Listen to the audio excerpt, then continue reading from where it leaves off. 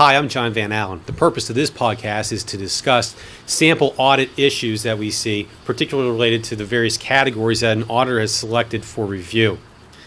The main point that we want to convey to you is don't contaminate the audit. Don't contaminate the category. We have seen auditors review capital purchases and expense purchases separately, and then sometimes include in a sample items from the other category.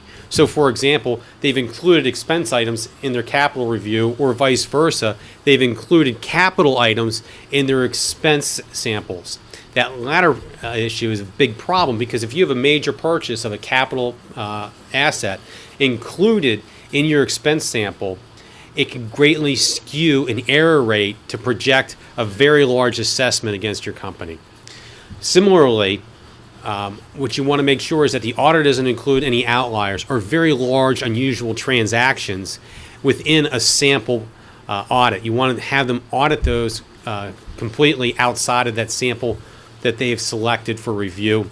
And another category where we see some contamination within the category is on the date of the transaction.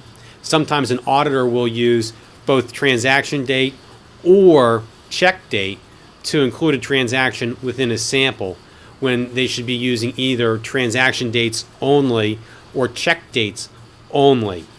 If the auditor makes a mistake in any one of these areas, please draw their attention to it as soon as possible, hopefully before the post-audit conference, but certainly at the post-audit conference you have an opportunity to do so.